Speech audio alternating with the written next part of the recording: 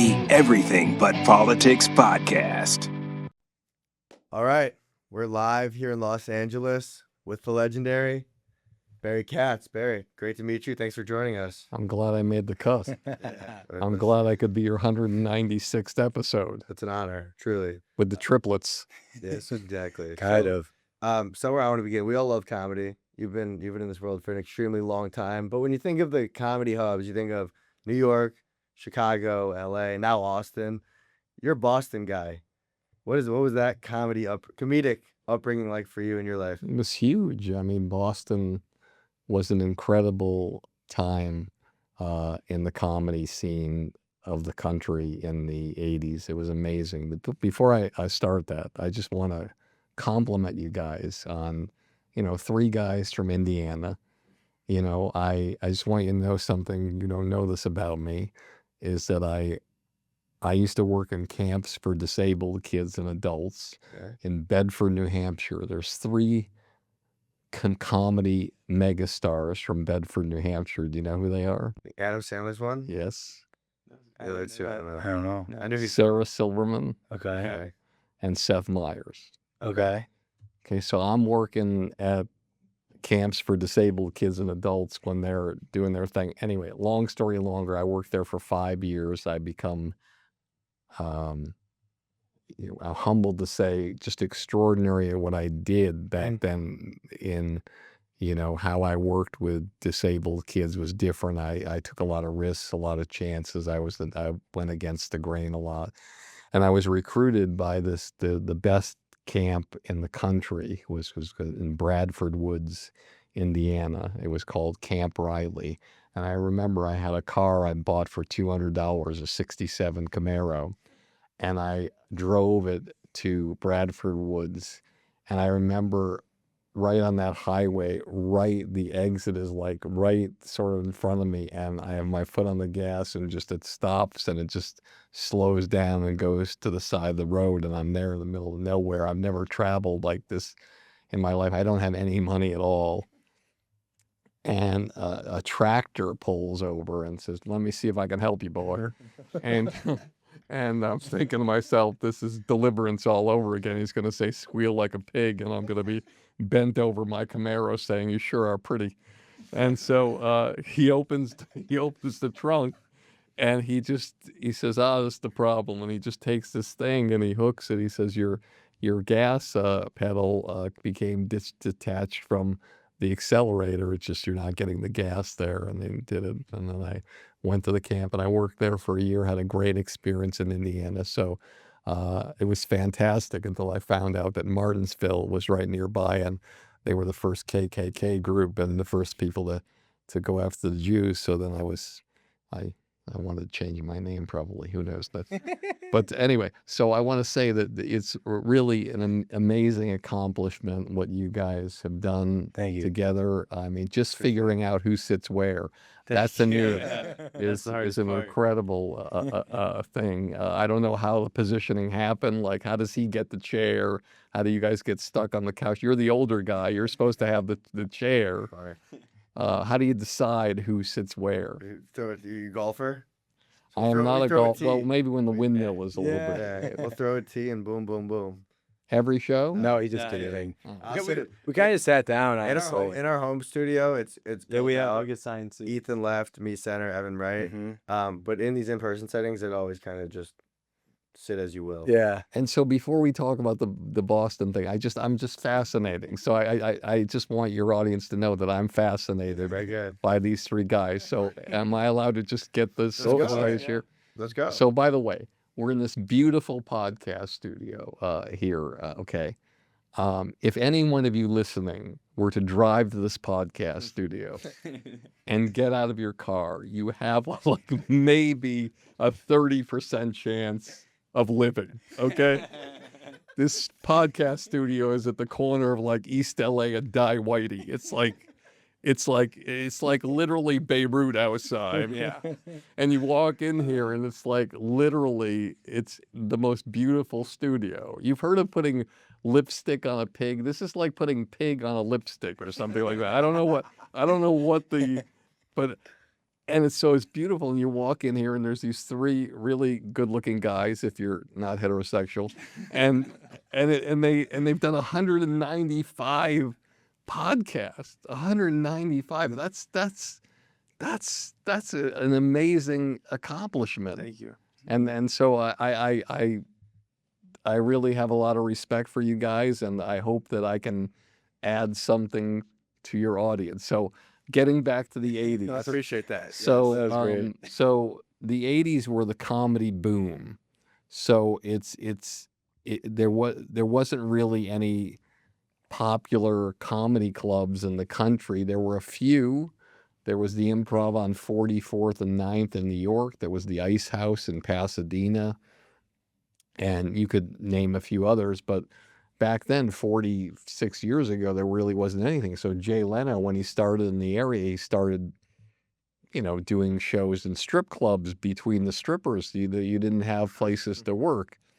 And so when I came around in Boston, there was a place called the Ding Ho, which was a Chinese restaurant / comedy club where all the best comics worked, from Lenny Clark, and you guys can look up these names, Paula Poundstone, Bobcat Goldthwait, Rosie O'Donnell, and of course Stephen Wright, one of the greatest comedians of my lifetime. And so I was doing open mic nights. There were only about 8 open micers, and this guy sees me. His name is Chance Langton. And he had a room called Play It Again Sam's. It was in the basement of a place where they had movies. This is before DVD, before streaming, before anything. So when a movie came off out of the theaters, what you're used to in your lifetime, a movie comes out of the theaters, it's automatically on television, or while it's in the theaters, it's on television. Back then, when it came out of the theaters, there was a long delay before you saw it on, let's say, a paid channel like HBO.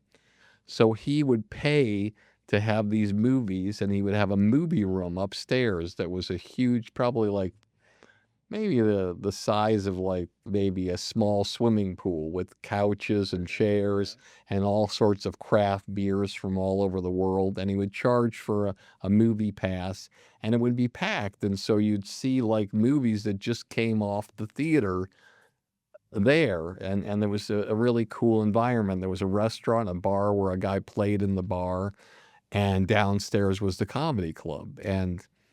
And so this guy asked me to do the door after seeing me perform as a stand-up comedian, which I did back then.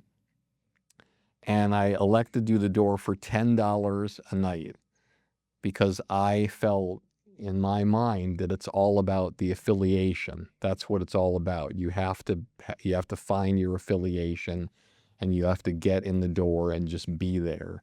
And when you get in and be there, it's not about the money, because respect outlasts cash. If you're hanging out with, Bobcat Goldthwait, Jonathan Katz, Paula Poundstone, the late Barry Crimmins, you're Dennis Leary, Lenny Clark, Anthony Clark, who went on to do Yes Dear, you're in it. And I was a college kid. And so back then, you didn't have the opportunity to create your own lane like you guys are doing. You don't care if anybody gives you money, if anybody doesn't. You don't care if a network wants you, if they don't want you. You're doing your own thing. And you started at 00, 195 shows ago. And presumably now you have at least more than 3 viewers. And so for this episode, maybe 2. But I'm hoping we can double our thing. So back then, you just had to get in, and I was in, and I was there with these people. And then the guy would go away. He was the opening act for Rodney Dangerfield. So he would go away, and he too was taking gigs for respect.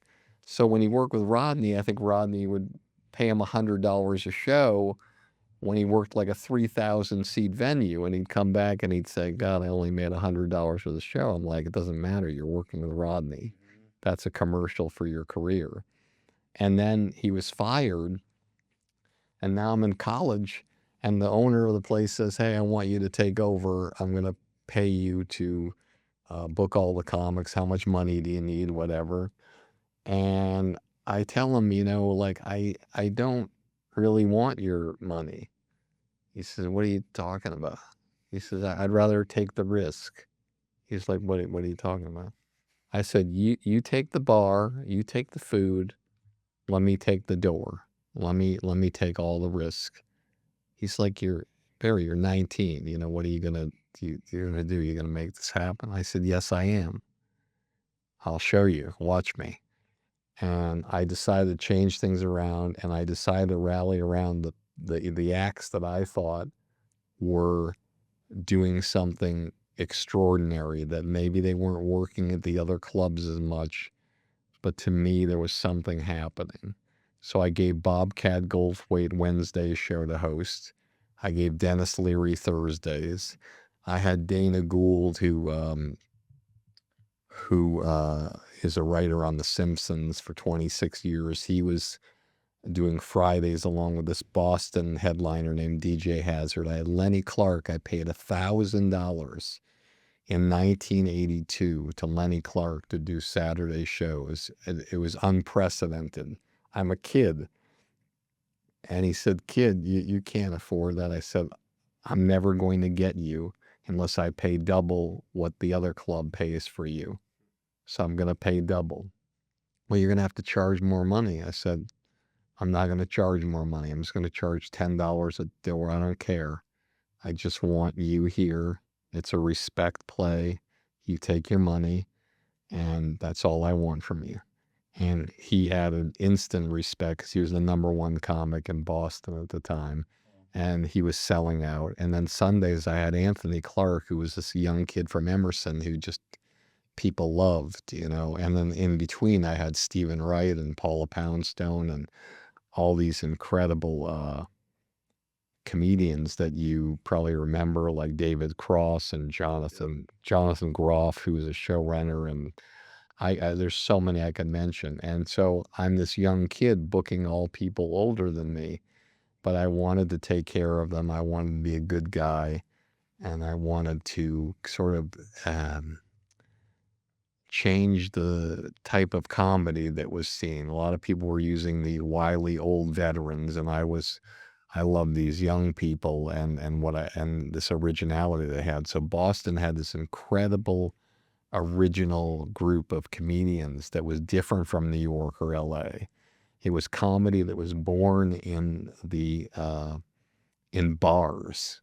That's where it started. So for those of you listening, when you go to a comedy club, you're mostly used to going to a club where you're in a showroom and you look around and there's just people seated beautifully. There's a stage and you can't see where the kitchen is. You can't see where the people are ordering drinks. You can't see any televisions in the room. Boston comedians would go, the Bruins or the Celtics would be on the television. They would be there with the sound off, and you'd be in the middle of a joke, and you'd hear this loud scream and applause. You'd think, wait, that's not where the punchline is. The bar, you could hear the bartender taking the drinks, the smashing of the glasses. So you had to be a powerful comedian to really work and do well. And so that was where I started. I was there for 8 years, and the thing that happened to me that changed my trajectory, and I tell anybody who listen, fate is an incredible thing, positive and negative. There's no, in my mind, and a lot of people would argue with me, because obviously if a jet engine falls from the sky on top of you, not really something that you're going to probably turn into a positive event. But I got married when I was young. I was 25 and my wife was 23, and she died 8 months later. And so just like, an A-bomb went off in my life at a young age when things were going well. It was a cash business. Things were packed. It was my apartment was $150 a month. I was, it was like a great, and I had like 50 rooms I was booking around New England, and it was just crazy what was happening. And so as what happens sometimes is like a negative occurrence. You think at the time like your life is over. It's like this is not good. Worse, obviously, for her because she's not here. But how am I going to recover from this? And I was in bed for a long time. And then when I started going out, what happens is there's this negative positive thing that I'm sure your audience has felt, is like you go out and people are nice. They're hugging you. Anything I can do for you. Listen, Barry, I'll do this. And everywhere you go, you get that thing. And it's like a reminder of what's happening. And so one day I just got in my car and I drove down to New York City and got on a payphone with one of those yellow pages that used to hang from the payphone, called a real estate agent. First apartment I looked at on 82nd and Central Park. It was $935 a month. I did first, last, and security. I'm in New York City. And I don't know what the fuck I'm going to do, but I know that I am confident that I can make things happen because I made them happen before. And another thing I'll say to you and your audience is like, you got to look at the victories. You got to look at the defeats, but you also got to look at the victories and mirror what the victories were and how you created the victories. And the defeats mirror that and never do it again. And so like you three guys have tremendous victories. And those are the things you play on as you build in the future. And that's what I did. And that was my entrance in New York, which is another chapter in my life. Appropriately named El Corazon, the heart, is a culmination of strenuous labor and enduring passion for exceptional coffee. Not just any coffee, Brickhouse coffee. This organic gem embodies the very essence of Brickhouse coffee in many more ways than one. Each sip reveals the culture and authenticity of the farmer's personal touch, nurtured through organic practices, lightly roasted, flavorful, and highly satisfying. Each certified organic bean is a gift from our Honduran brothers and sisters, and we're proud to extend this pure and heartfelt piece of our heart to you. Brickhouse Coffee, El Corazon. Get it now, link in description. Well, let's get into that chapter.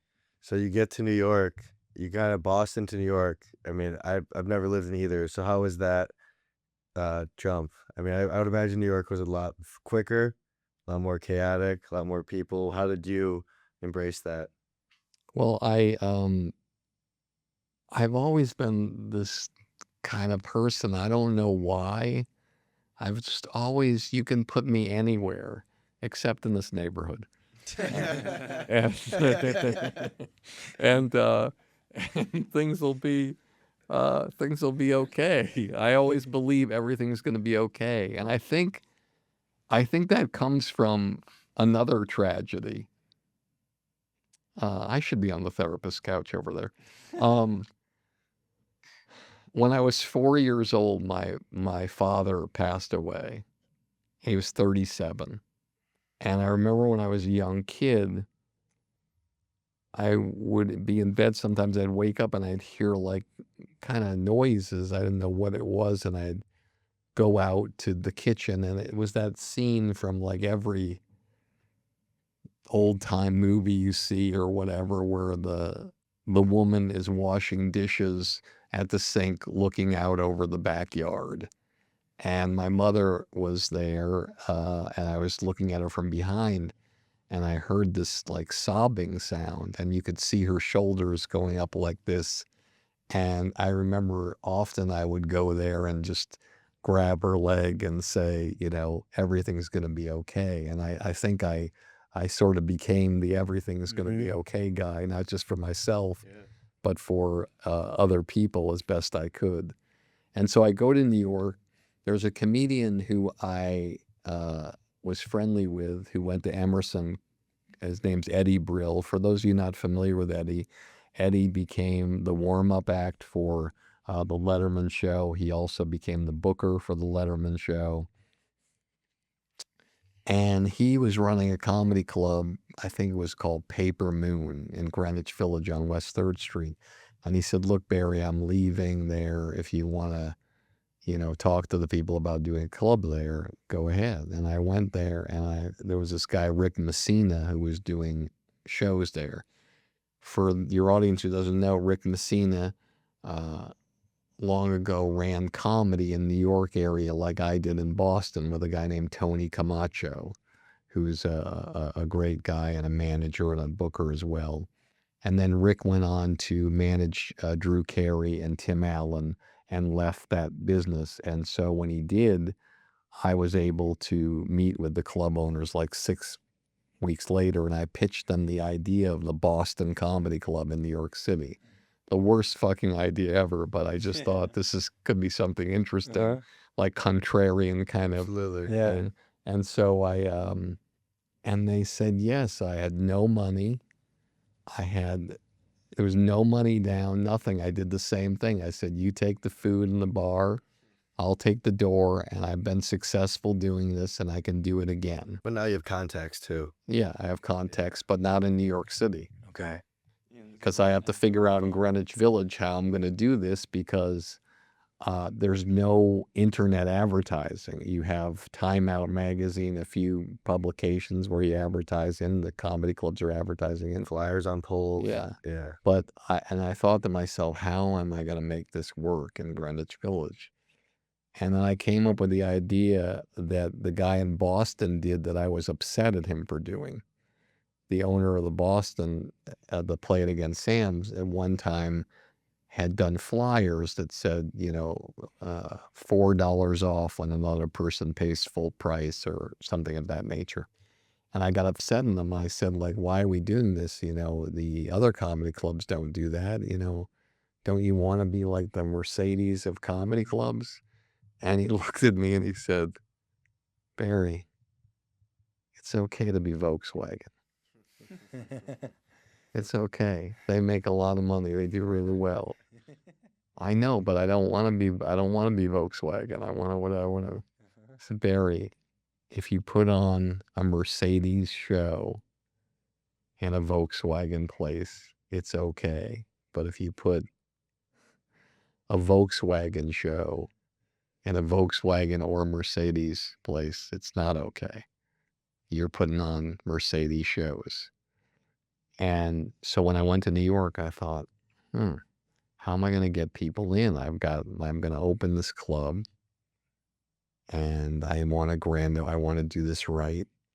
And so I befriended the homeless people around Washington Square Park, and I'd meet them. I'd take them out to dinner.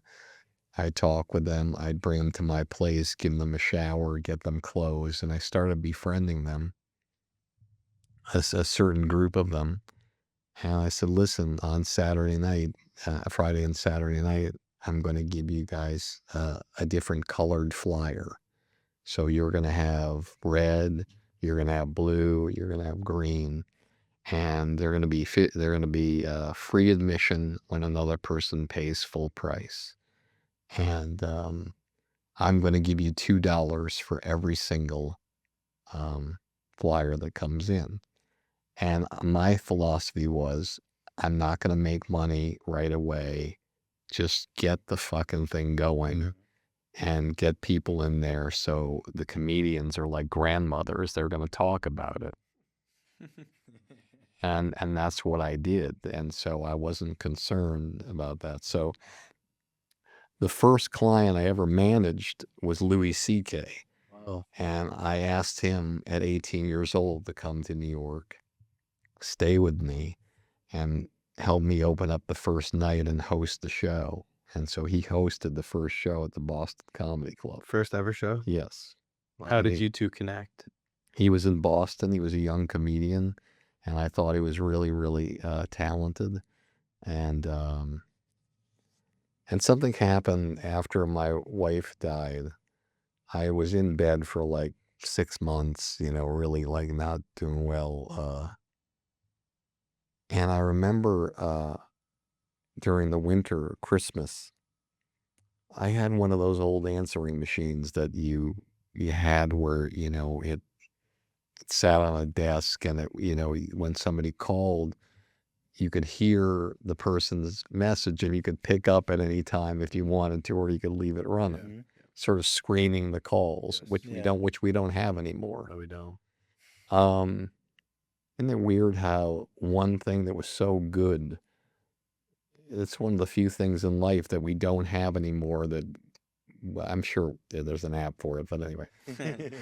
So I keep getting these calls Christmas Day, hey, Barry, pick up. We're having Christmas dinner at my house. I want to invite you.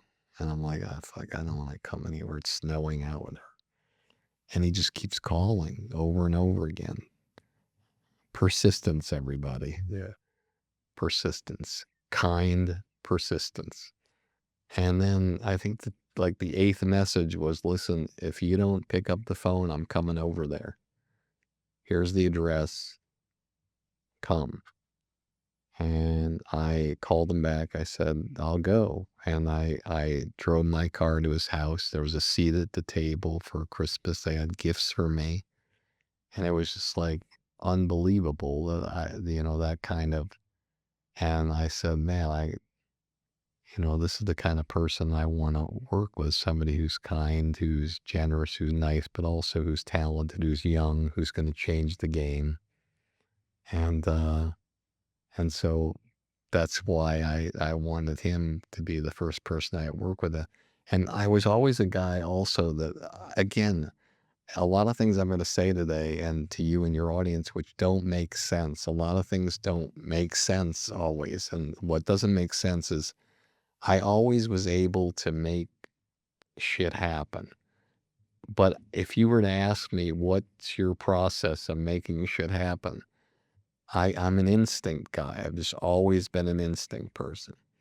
So when I saw Louis, I loved what I saw. I thought that he was going to be a huge star. And I thought he was going to be one of the best comedians ever. He just had that thing.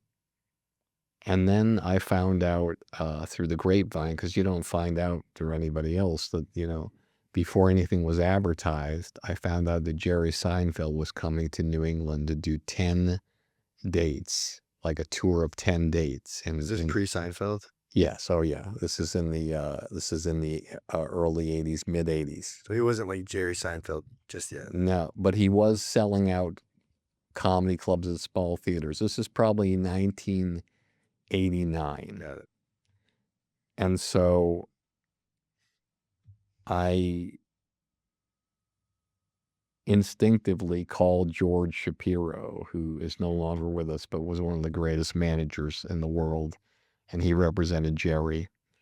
And I said, listen, I have a young person to open up for Jerry here in New England. And if you don't have anybody, but he normally brings somebody, Barry. I said, I know, George, but, can I just send you something? He said, make it quick, Barry, but send it. And so I dubbed a VHS tape of Louis' best set I filmed, that I had filmed for this purpose, and played against Sam's, and I sent it to George. And about a week later, I got the call saying, hey, Jerry and I watched it. We love the kid. We'll book him on the whole 10-city tour. Wow. Or whatever it is. And that was that was one of the first times that I realized, I can do, if I can do this, I can do anything, because it's all it is about. This is what a lot of artists don't understand, is that, I'll give you an example. The three of you, maybe this is interesting, maybe this won't be interesting. Okay. So since January 1st, how many days have you missed posting? Missed posting? Just you. Not the group, just you. Well, we all post on the group page. So you never have your own individual? We have our own individual. Okay, I'm talking about your individual. So how many times, in 150 days, how many times have you posted? Maybe 130 or 40. 100, let's just say Sure. 125. Yeah, well, sure. What about you? Your own page? Give it to me, Mary. 140. 140. What about you? Probably like 100. 100. Yeah. So here, look at this for a second. So do you mind if I just take you as an example? Yeah. So 150 days, he posts 100 times. 67% of the time he's posting. So let's just pretend together we're in a town. Okay. We're in a big town, maybe New York City, and we're licorice salesmen. Okay. I sell red vines. He sells Twizzlers. Okay. Okay. Yep. All right. There's 150 stores in New York City that are our territory. Okay. So I got red vines. He's got Twizzlers, right? All right. So he goes to his 100 stores and he does his thing. He puts his Twizzlers in those stores. And he's fucking great at that. He has great relationship with those 100 stores, and he's got them in there, and he's got extra stuff so that they're always Twizzlers in those 100 stores. Okay. I do red vines. I'm doing the same thing in his 100 stores, but I'm also doing the same thing in 50 other stores. Okay. So in New York City, for the sake of argument, who's going to have 33% more money? Who's going to have 33% more brand recognition? Who's going to have a 33% chance of having longevity? And who's going to be the most successful of us salesmen? Me. Does One more. every day. Me. Yeah. So anybody listening, you guys, every time you miss a day, it's like somebody's passing you. Yes. And then what's even rougher sometimes, there's people who post things 3 times a day and you think, well, a lot of their stuff is shit. But a lot of it isn't.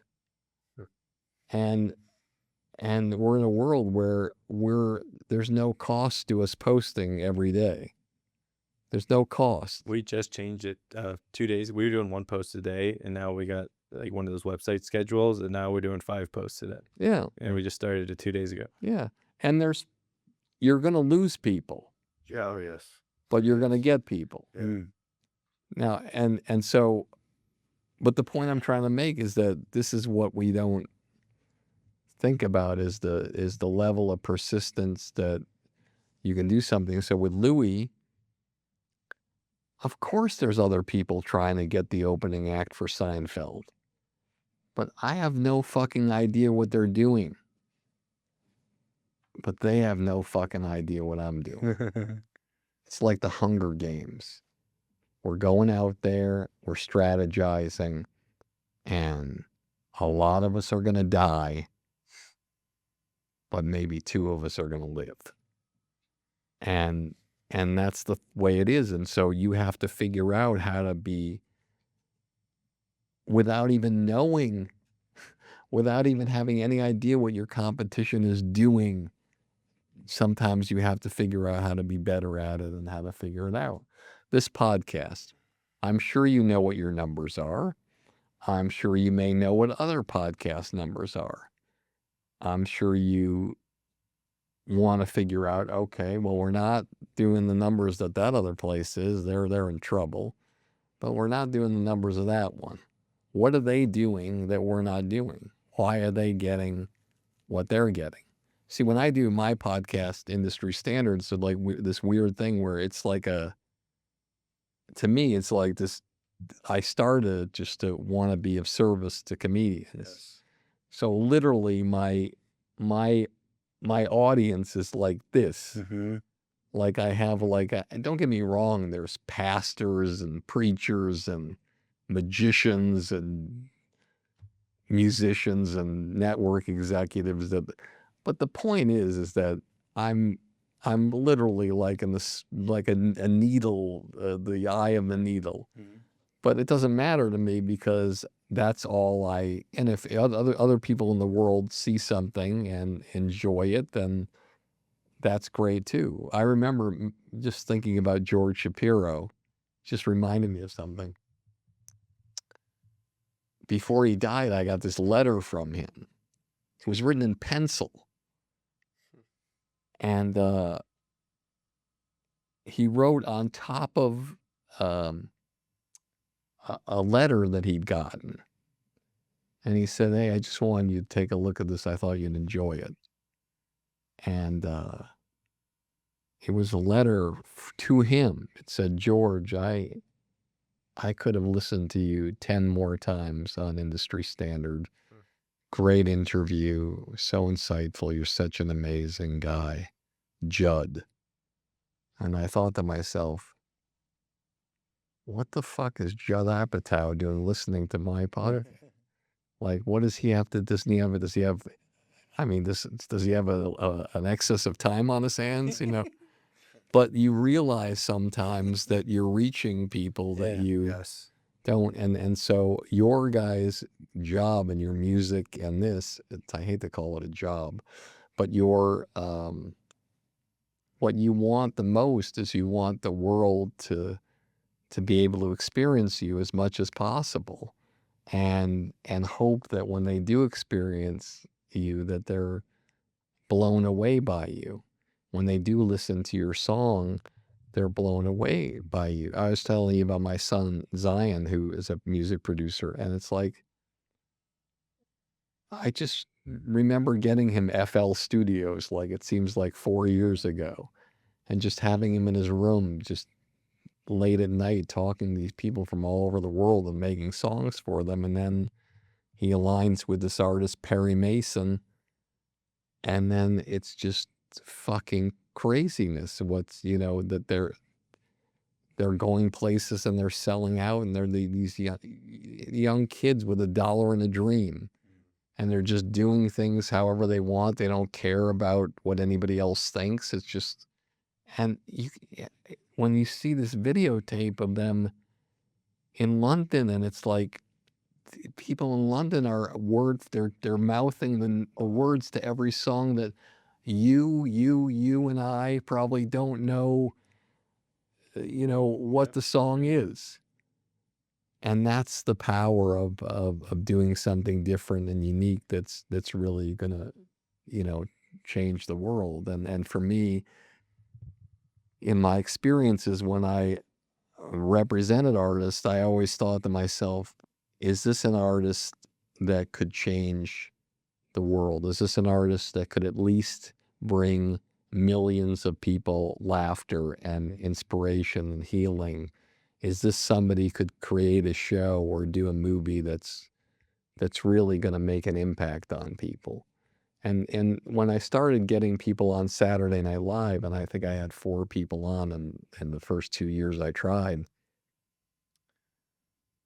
it was kind of sad in a way, because as a manager, you're doing a great job. You're getting people with their talent and your talent, the greatest, most historic show in the history of television, probably. And you're working for one person to make their dream come true. But then you realize you're servicing NBC, you're servicing Lorne Michaels, you're servicing the other writers in the show. You're doing something that's helping a lot of other people be successful. And they're paying the guy $5,000 for 20 episodes, or $6,500 or whatever it was back then. And you realize you have 4 people on the show, and as a business, as a manager, you're literally probably making $40,000 a year, which doesn't even pay for your office at 57th and Broadway. So again, it goes back to the thing, you know, respect outlasts cash. And that's what you're ultimately trying to go for, because that will lead to something greater. And I was able to get a hold of Lorne Michaels and have him look at people. I don't know how. I don't know why. I know, but I didn't know Lorne Michaels.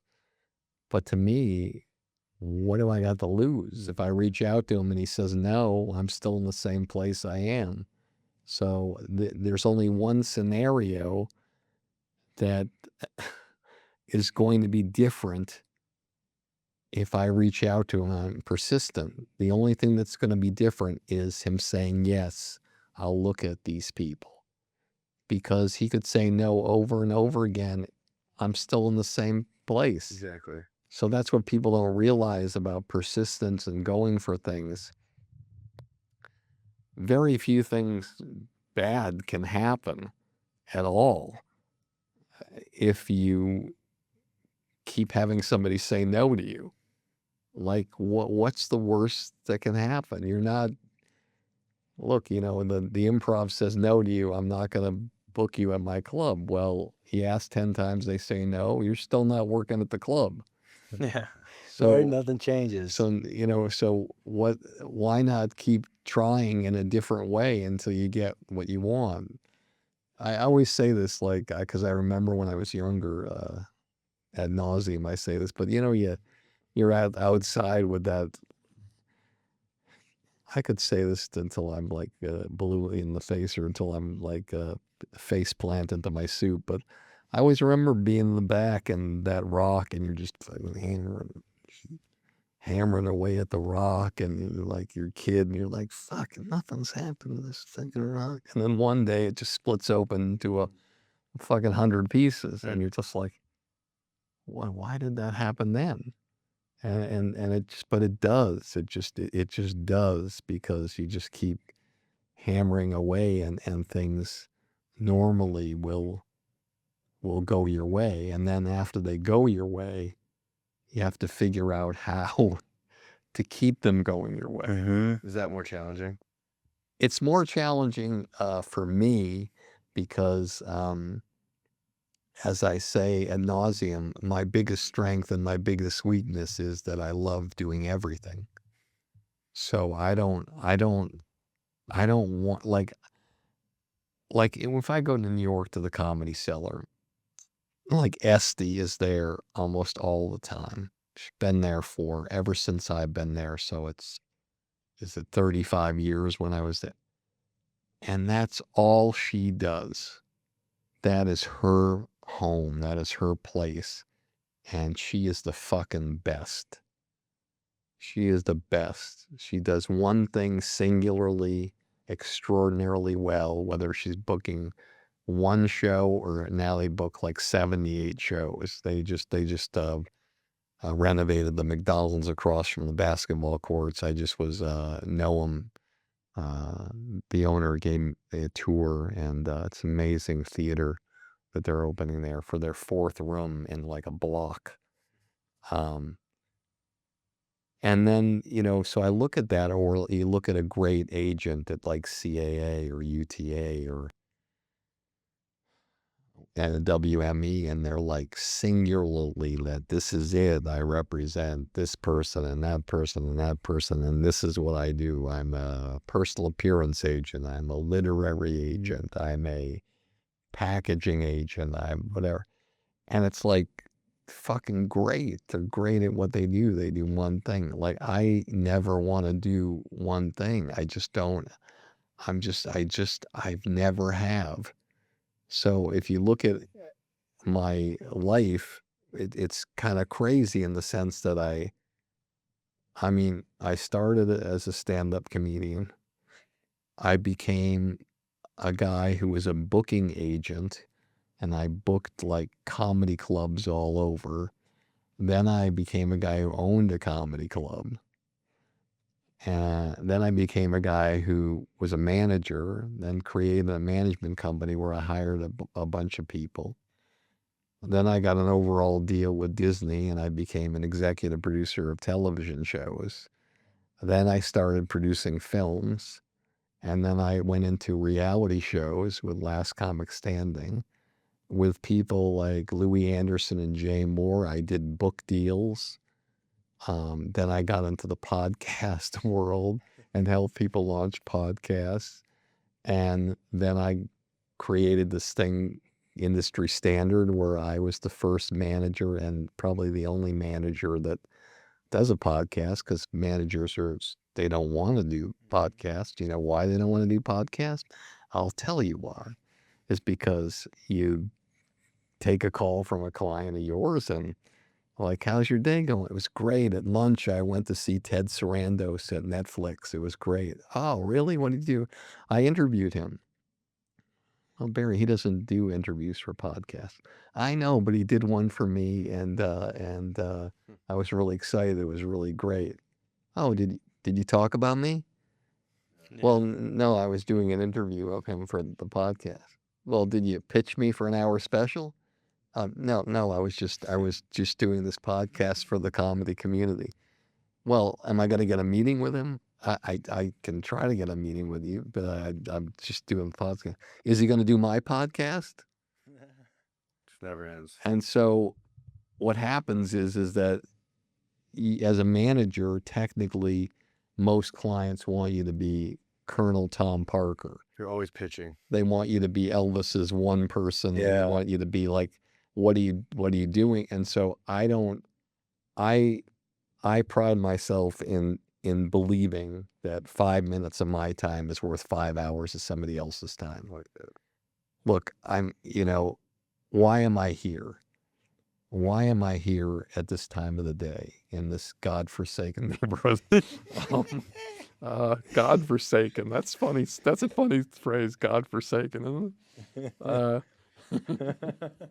it? So it's like I'm here. What is the reason? Am I here because I want to become a star? No. Am I here because I want millions of people to listen to my podcast or hire me to help them get their comedy career going? No. I'm here because I felt that there was something about you guys that I was excited about. I was excited about the fact that there's that family dynamic, but there's also this thing where you have dreams and aspirations, and you're not just sitting back and saying, oh, well, we fucking can't do it. We're never going to do it. You just go and you do it. And so I want to be a part of around people like that. I want to be of service. And if something I say helps, one person, great. I started this blueprint program, this industry blueprint. Another thing I do, there's 1,000 people in the community. It's fucking crazy. Like I do these calls on Mondays, like office hours. Whoever wants to show up can come and and asks questions of me, do whatever. And I don't care if there's 50 people, 100 there, or there's 3 in there. I'm there. That Monday at 5, I'm yours for this time. And then that turned into like these consulting jobs from companies, from everybody from Cirque du Soleil to wealthy people who want to do their hour special. They want to write a new hour. They want me to help them sell a television show. They want to make a television pilot. They want to make a movie. And so like I get to work with so many people, and it's my own thing. I get to be people's secret weapon. And Nice. and nobody knows. Nobody knows I do these meetings in my spare time, on the weekends, at nights. And I can change people's lives like a microwave, in a quick period of time, because I can just get in, get out. I don't have to worry about anything because I'm getting paid for my time as a consultant, as opposed to a manager. You get paid when things go well, and sometimes you can't control if things are going to go well. Black and Tan. Brickhouse Coffee has welcomed this pub-inspired blend into its family as a gift to the indecisive. A flawless and balanced fusion of our darkest black roast and the flavor-packed lightly roast El Corazon. This certified organic coffee crushes the stigma of the just average middle child. Not this guy, but Bold yet clean finishing. It is a delight that satisfies down to the final drop. Perfect for the whole family, regardless of rank and birth order, and crafted with the purity and care of certified organic beans. Brick House Coffee Co., the best. Now back to the episode.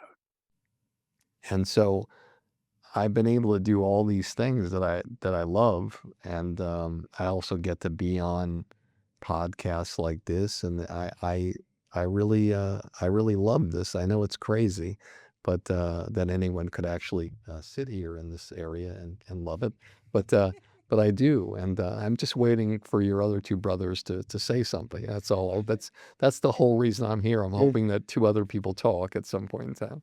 We're really good. You know what's At the same time. fascinating? What it's, I feel bad for you guys. What always happens to me, and this isn't your fault. This is my fault.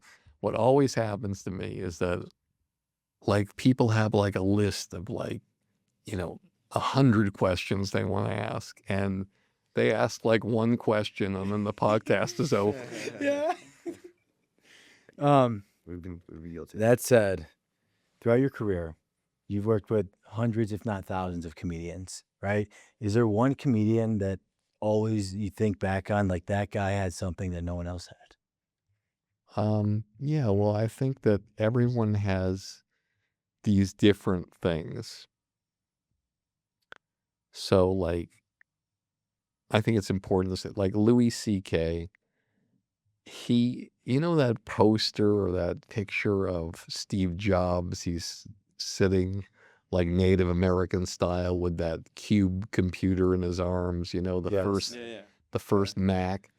So, Louis' special when he's walking around Greenwich Village with that cube under his arm, a keyboard here, the cord hanging down, and he's going to a coffee shop to write, with that computer. There's something happening. Dave Chappelle, 18 years old, is just, this is to give you an idea of the level of, like, incredible edge and social commentary and greatness. This is one of Dave's first bits I remember. I was just in Washington Square Park. And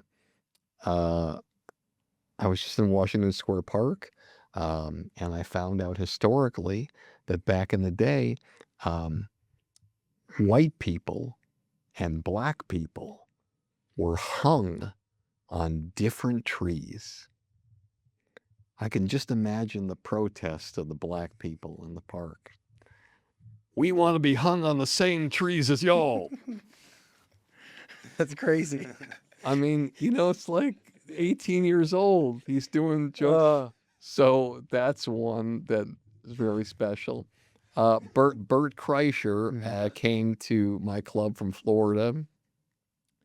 And he was just a crazy, full of, like, life and happiness, and just the most unbelievably lovable and huggable guy. And he just said, I'll just do the door. I'll do anything just to get stage time. And I would put him on for doing the door. And one night, the guys from Overbrook Entertainment, Will Smith's company, were coming in to do a showcase. And they said, you got anybody new? I put him on. He never worked a full crowd. He got like a standing ovation. I think he got $100,000 deal. And a month later, we're driving around to pitch meetings with Will Smith. All from one night. Yeah. Wow. And so there was something special with him, but in his own storytelling, crazy way. He's, Bert, if he were sitting here, he would never accuse himself of being Chris Rock. He's a storyteller and a master at like holding the room, and like one of the greatest entertainers in that way you can imagine. So that's a third one that was truly amazing. And then Bill Burr, even though I never really I represented Bill for probably 7 or 8 years, and I never really felt like I connected as well with him in terms of what he in terms of what he was doing, because I guess I always felt like his voice was that it was a kind of a high-pitched kind of thing that I wasn't sure if it was connecting as much or whatever, but his material was so great. But I just never felt like I really connected as much with him, but there was something definitely happening. I just, in my mind, I look at myself in a way where there's certain people you just don't kind of figure out how to do the best thing for. And for him, I never felt like I really was making things happening as much as I could have made them happen or as they should have happened. And, but he was one that was pretty incredible. And then, Jay Moore was a guy that literally, like, I just don't even know how to explain it to you. Like, he had like a photographic memory. So he'd go into auditions and he was one of those guys in the beginning that was just booking acting jobs. Like, nobody was booking them like him.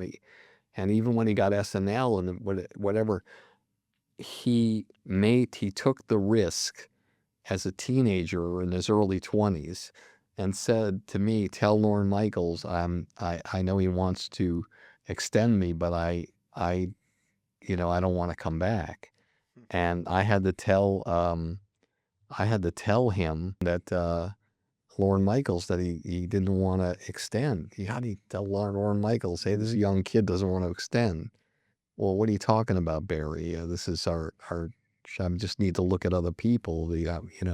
Probably going to hire him. He doesn't want to extend anymore, Lauren. He's already extended 3 times. I'm sorry, Barry. That's ridiculous. Nobody says they don't want to extend. I mean, come. Yeah, but he believed in himself. Next audition, Jerry Maguire. Wow. So I love the people that are like that kind of Whitney Cummings. Mm-hmm. Just like a fucking pile driver, just the kind of person who would literally shower. You feel you could visualize her showering with a Ziploc bag and her phone in it. She just never stopped working and just working with her and helping her get the roasts with her talent and mine, and going through adversity and then going on to create 3 shows in 1 year that were on television. And I don't think that's ever happened before, and it's not happened since. And then one other person, Dane Cook, just a guy who changed the face of, he just changed the face of how comedy is and never seems to get the credit for it. I mean, the guy started social media. We pressed a button and sold out Madison Square Garden and Boston Garden one night. 2 shows, by the way, in one night, like turning over a comedy club. Wow. And just an amazing visionary. And, and so those probably, I'm sure there's many more that I could mention that I've represented probably over, it's humbling when you think about it, to just believe that you could, work with 25 or 30 people who started in like a studio apartment Absolutely. and became multimillionaires and household names. And it's like, I'm just from Longmeadow, Massachusetts. I'm just a kid who grew up without a father, didn't have any real direction, wasn't a great student. But I guess I knew that anything's possible. And for anybody listening, it just, that's the way it is. It's like the possibilities are like endless. So anybody tells me anything about it's too hard or it's too this, go fuck yourself. It's not too hard. You can do anything. Everything can happen. If it happened for me in this crazy business, and I got to, and I think the biggest thing is the person that out of all those people, just to, to think that I was able to, they believed in me as much as I believed in them. I mean, that's fucking crazy. And to this day, I love the power of what's possible. Every day you see something that you can't believe you see, and you're like, I can't believe I just saw. Like, I was watching this clip from this comedian.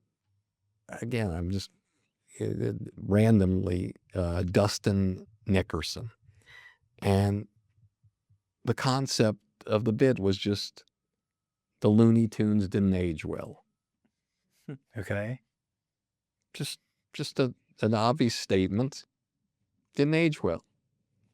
And he's seeing his kids watching their cartoons. He shows them and all he does is systematically just tell you the characteristics of every single cartoon character. And there's nothing that's not true. There's nothing.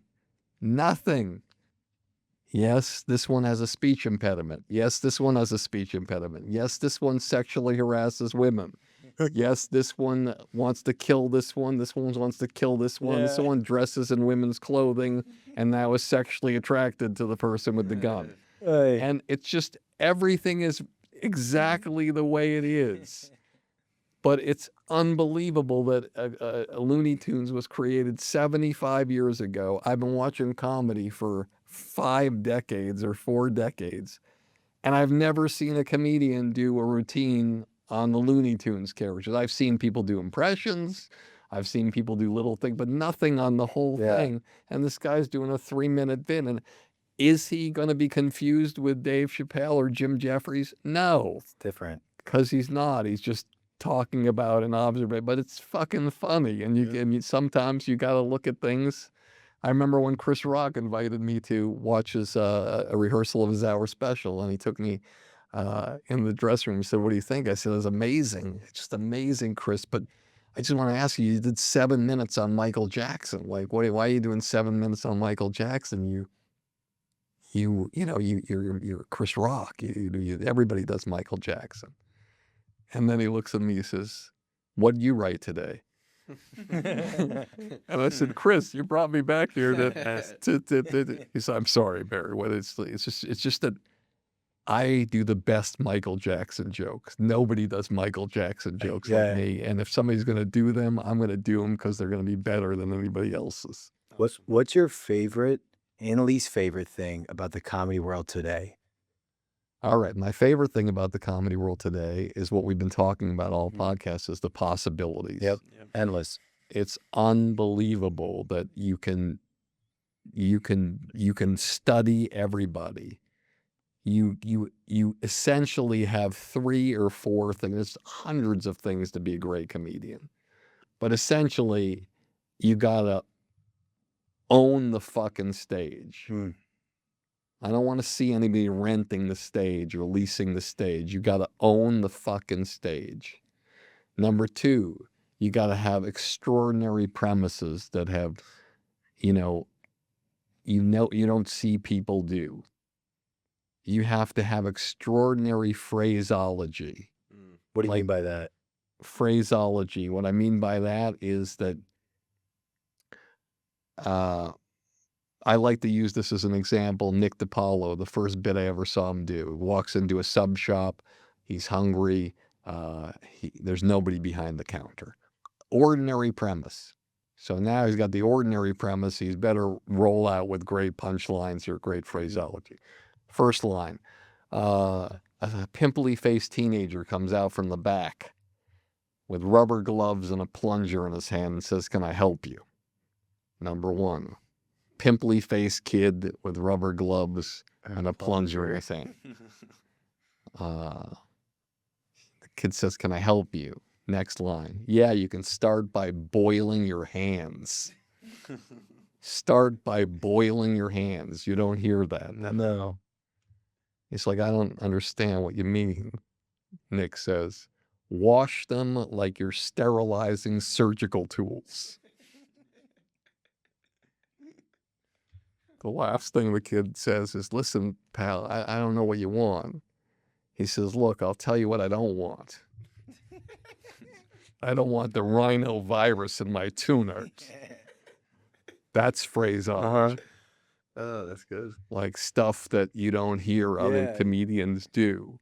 And then if you have those punchlines that the audience can't figure out, because when you're a comedian, you're essentially have a puzzle, and your job to be the best comedian possible, in my estimation, is you got to get to your punchline before the audience solves the puzzle.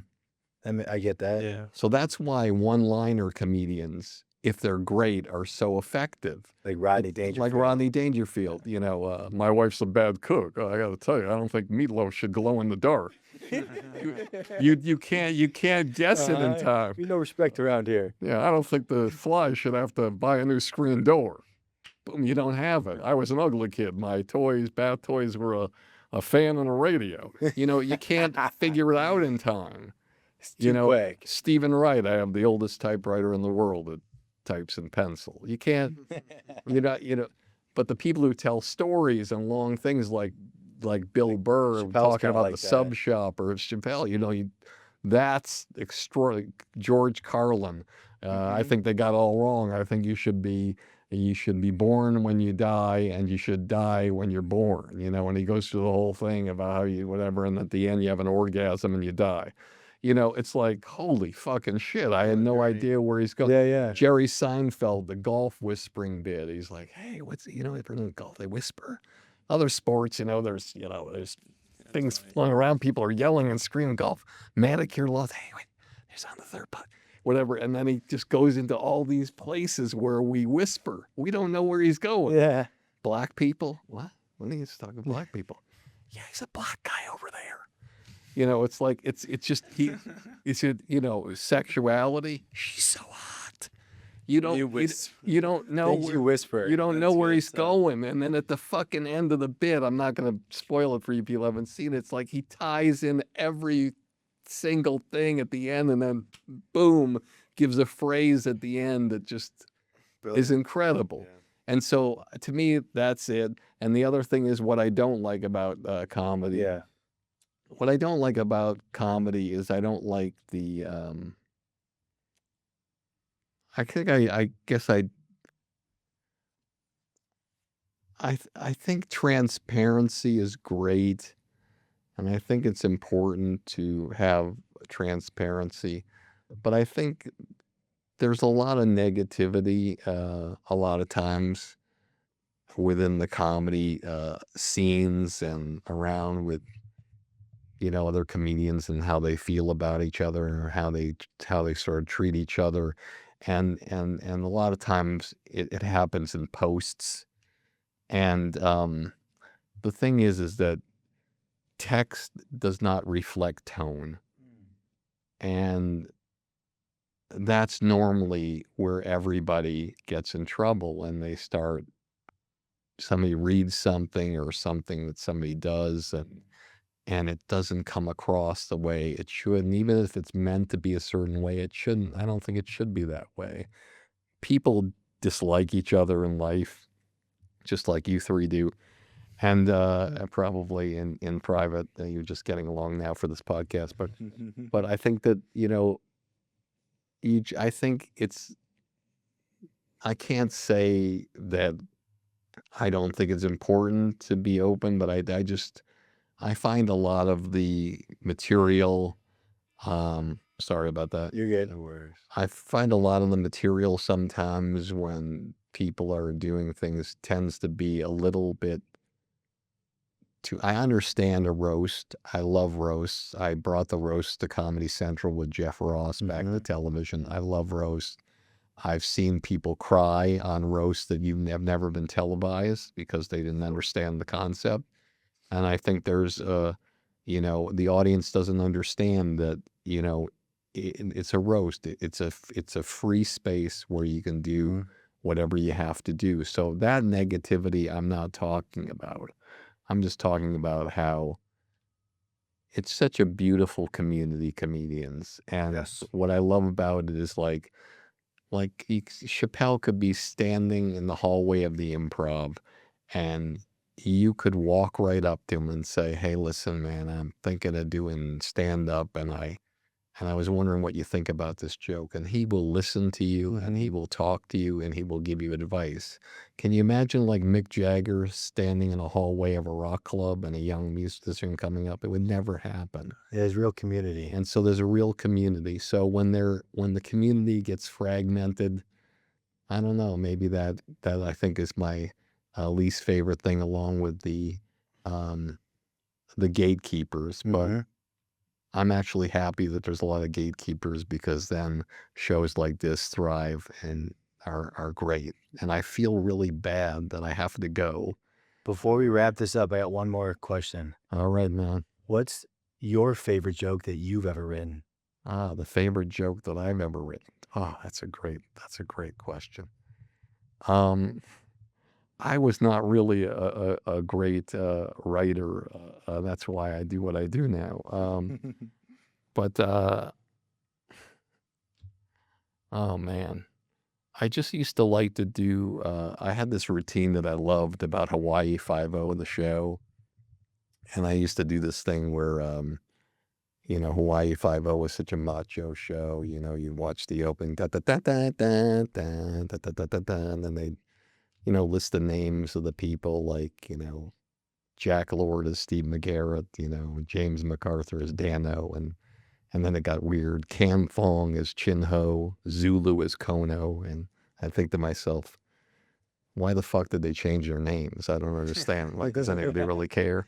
And then I felt it was a racist show, because what happened was, like, there would always be a murder on the show, and it's like, hey, listen, Jack Lord would be talking to his partner and say something to the effect of, hey, listen, there's a homicidal murder on the loose.